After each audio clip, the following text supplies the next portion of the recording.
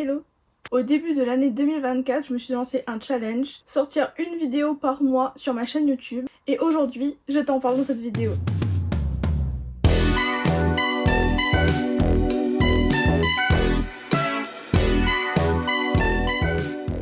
Avant d'aller plus loin, je voulais me présenter pour ceux qui ne me connaissent pas et qui débarquent sur ma chaîne avec cette vidéo. Donc, je m'appelle Noémie, j'ai 24 ans, je suis photographe et créatrice de contenu et cette année je me suis lancé le challenge de sortir une vidéo par mois sur ma chaîne YouTube. Mais d'où est-ce que m'est venue cette envie de sortir une vidéo par mois? Parce que à côté de ça, je suis entrepreneur, ça me demande déjà beaucoup de temps. Mais cette envie-là est vraiment beaucoup plus forte que ma charge de travail. C'est quelque chose que je rêve de faire depuis que je suis adolescente. Alors j'ai décidé cette année de mettre toutes les chances de mon côté, de réaliser ce rêve d'adolescente. En 2023, j'avais posté ma première vidéo et j'en avais posté qu'une. Et après, j'avais tout laissé tomber parce que j'avais beaucoup trop de travail et parce que je trouvais pas forcément l'inspiration. Et pourtant, ça m'est resté dans la tête parce que c'est quelque chose qui compte énormément pour moi. Je rêve de le faire depuis très longtemps et je me suis dit que pourquoi pas me lancer et trouver une organisation pour que ça fonctionne. Alors je me suis dit, une vidéo par mois ça peut être faisable. Je suis pas obligée de faire une vidéo qui dure 30 minutes avec beaucoup de montage, avec beaucoup d'effets, etc.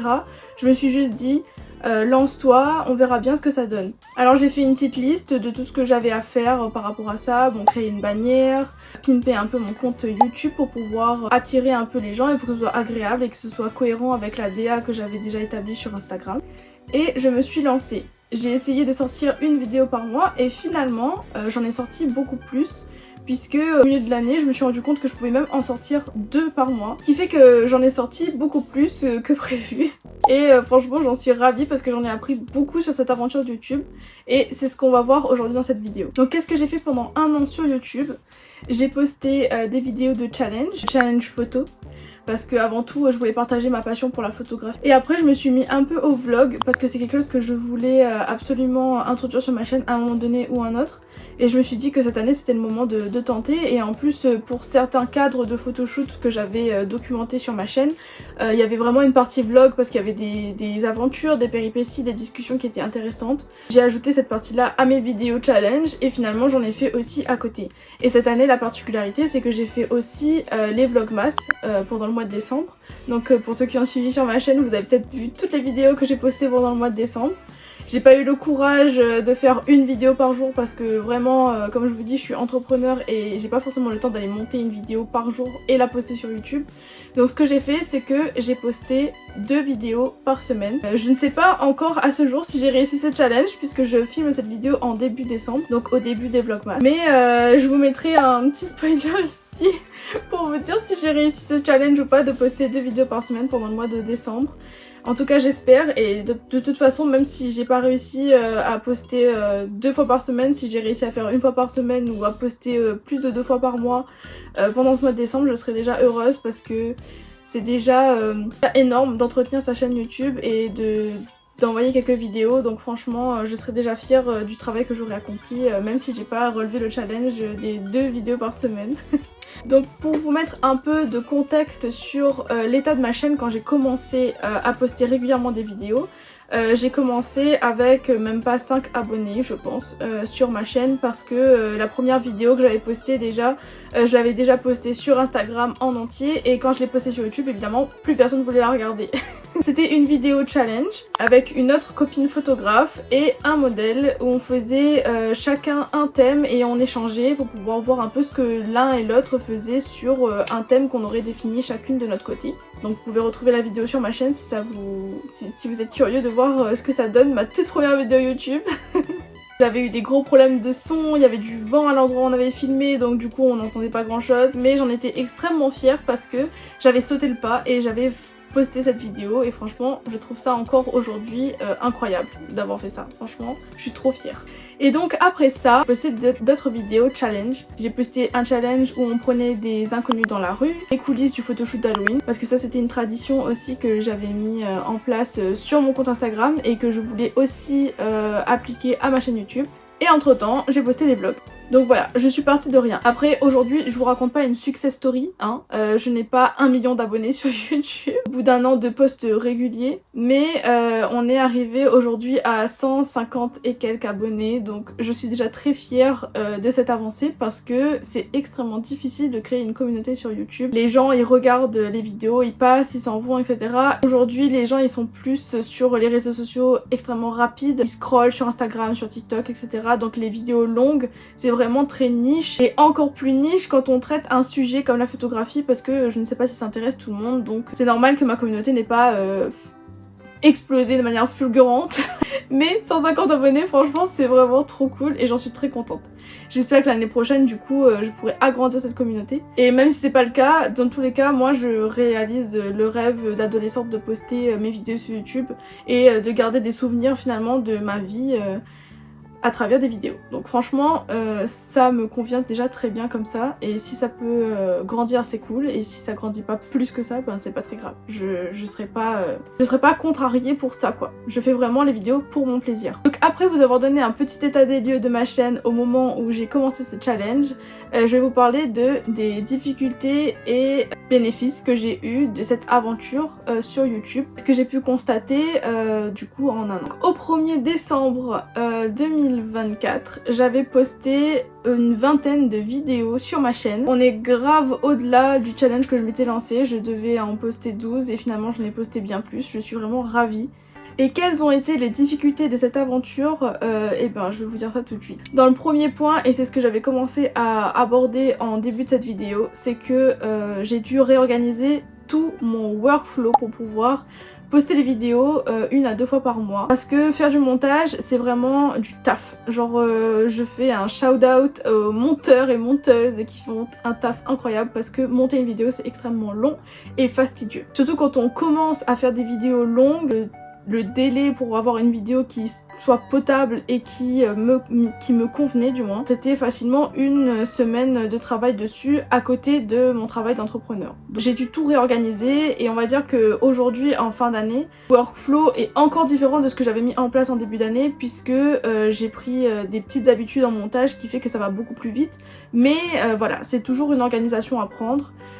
Donc c'est un avantage et un inconvénient, parce que ben voilà, j'ai dû revoir un peu ma façon de faire, mais toutes les habitudes que j'avais mis en place du coup pour mon entreprise, j'ai dû aussi les adapter pour que je puisse tenir ce challenge dans l'année, sans pour autant que ça apporte préjudice à mon business, à mes clients et à mon activité pro quoi. J'ai dû réorganiser mon workflow en entier. La deuxième difficulté c'est que même si effectivement je fais ça pour le plaisir et que j'ai pas d'objectif final précis, et ben c'est quand même difficile de créer une communauté sur YouTube, et malgré le fait qu'effectivement mes 150 abonnés, je suis extrêmement fière de les avoir, et ben j'aurais aimé que la communauté elle grandisse plus vite, parce que c'est ce qu'on nous a montré sur les réseaux sociaux, parce que c'est ce à quoi on est habitué sur les autres réseaux sociaux comme Instagram. Cette année moi j'ai vraiment agrandi un peu plus ma communauté sur Instagram, donc je m'attendais à ce que ce soit un peu la même chose sur YouTube, mais pas du tout. Mais en même temps je comprends, parce que c'est pas la cible, c'est pas tout le monde qui regarde des vlogs sur YouTube, donc je peux comprendre, et en même temps je me dis que ça me donnera la possibilité d'apprécier le chemin, voilà, de construire une communauté sur YouTube, et en même temps voilà, de garder l'essence pure de ce que je voulais faire, c'est-à-dire juste créer des vidéos sur cette chaîne, et voilà, et documenter ce qui me passionne. Donc on va dire que c'est pas mon premier objectif d'avoir une communauté de fous, mais ce serait un avantage quoi. Donc voilà, ça fait partie des difficultés de mon aventure sur YouTube. C'est un petit peu la frustration de voir à quel point c'est très long de construire quelque chose sur cette plateforme. Et bah figurez-vous que c'est tous les désavantages que j'ai trouvés, donc il n'y en avait que 2 du moins que je retiens aujourd'hui. Parce que maintenant on passe aux avantages, à tout ce que ça m'a apporté, et vraiment ça a été une aventure extrêmement riche, parce que avant tout ça m'a permis de rencontrer des gens incroyables. Dites-vous que le fait de devoir trouver des idées, aller à la rencontre des gens pour certains concepts, et ben ça a été vraiment une aventure incroyable, et ça m'a permis de rencontrer vraiment plein de gens, et entre autres de lier des liens très forts avec des gens qui partagent la même passion que moi. Je pense particulièrement à Audrey, du coup si vous suivez pas sa chaîne, je vous invite à aller le faire, Audrey's Book Club, parce qu'avec elle du coup on fait l'aventure YouTube un peu main dans la main, puisqu'elle aussi elle a sa chaîne et puis voilà, on partage un peu les astuces et les difficultés, et franchement je trouve que c'est tellement plus facile d'avancer quand on a quelqu'un qui poursuit la même voie, qui a la même passion. Donc franchement c'est vraiment trop cool de pouvoir échanger sur le sujet avec d'autres gens passionnés sur YouTube.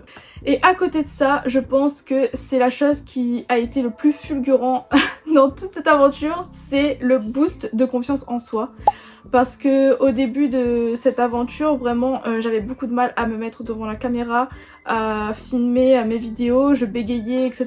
Bon, je bégaye encore aujourd'hui. C'est beaucoup plus facile aujourd'hui, voilà, de parler de mon aventure, de ma journée, de parler de mes aventures devant la caméra. Parce que au bout d'un an de vlog et de tournage à travers l'île, etc., ça booste vraiment la confiance en soi.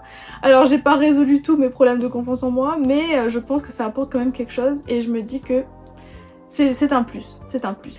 À côté de ça, un autre avantage, c'est que j'ai appris une nouvelle compétence, à savoir le montage et tout ce qu'on peut apprendre en postant des vidéos sur YouTube. Donc c'est un vrai avantage, je trouve, d'avoir voilà, des nouvelles compétences, et on apprend toujours de tout ça. C'est un avantage quand même assez considérable, voilà, de pouvoir ajouter ça à son lot de compétences. Un autre avantage, et là c'est plus en termes de business, je trouve que les vidéos YouTube m'ont permis de fidéliser et de faire de la proximité avec mes clients. Puisque pour ceux qui regardent mes vidéos, j'ai eu beaucoup de retours de mes clientes qui me disaient que en voyant mes vidéos, elles avaient eu envie de réserver un shooting avec moi, parce que justement elles voyaient que c'était pas stressant, que c'était chill, parce que je montrais du coup les coulisses de mes photoshoots, et elles étaient plus à l'aise de réserver avec quelqu'un où elles connaissaient le process, où elles voyaient comment ça se passait, etc. Du coup ça m'a permis voilà, de donner un point d'ancrage à mes clientes et à mes potentielles clientes, pour leur donner confiance en moi et leur montrer tous mes process et ma façon de fonctionner.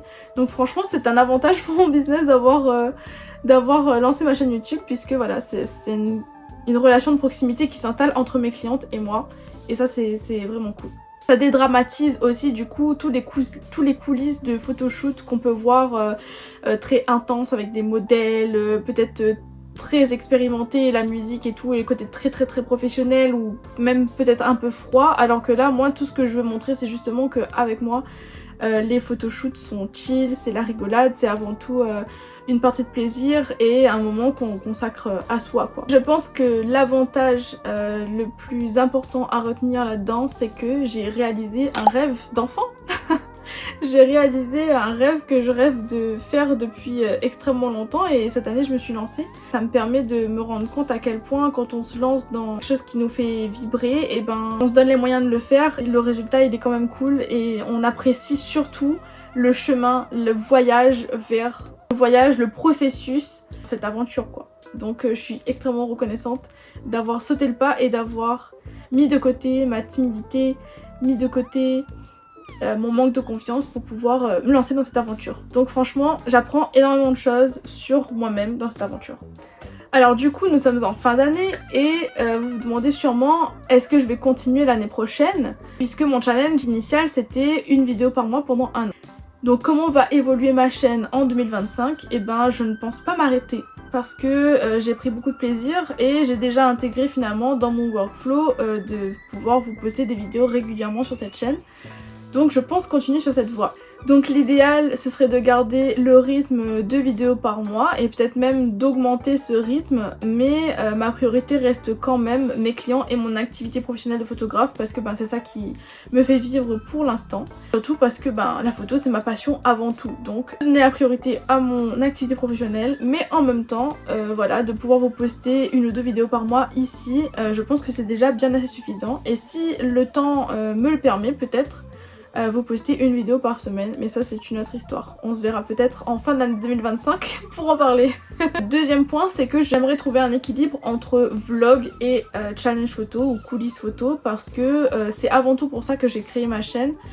partager mon aventure en tant que photographe et aussi faire des vlogs. Donc voilà. En plus l'année 2025 s'annonce extrêmement riche. Moi le début de l'année 2025 j'ai vraiment pas mal de trucs à vous vlogger et j'ai vraiment trop hâte de vous annoncer tout ce que j'ai prévu pour 2025, ça va être incroyable. J'ai fait déjà une petite liste de challenges photos que j'aimerais bien faire l'année prochaine et à côté de ça bah voilà vous verrez un peu les coulisses de mes photoshoots et de ma vie dans les vlogs. Et mon objectif pour 2025, ce serait, avec peut-être un peu de chance, arriver aux 500 abonnés d'ici 2025. Il faut bien donner des objectifs et moi cet objectif de l'année c'est ça, c'est d'agrandir la communauté sur YouTube. Donc si tu regardes cette vidéo et que tu n'es pas encore abonné, c'est le moment de soutenir ma chaîne et de soutenir mon rêve. Donc tu peux cliquer sur le petit bouton s'abonner et liker la vidéo au passage. En tout cas voilà, cette aventure a été extrêmement riche et je suis très contente de m'être lancée là-dedans. Si tu hésites à te lancer dans un projet, eh ben lance-toi parce que même si le chemin peut être long parfois, peut être fastidieux si tu sais pas trop par où commencer, eh ben lance-toi quand même parce que ça pourra t'apporter que du bonheur, que des bonnes choses, parce que quand on fait quelque chose qui nous plaît, on est sur la voie vers cet objectif. Donc lance-toi. J'espère que cette vidéo vous aura plu.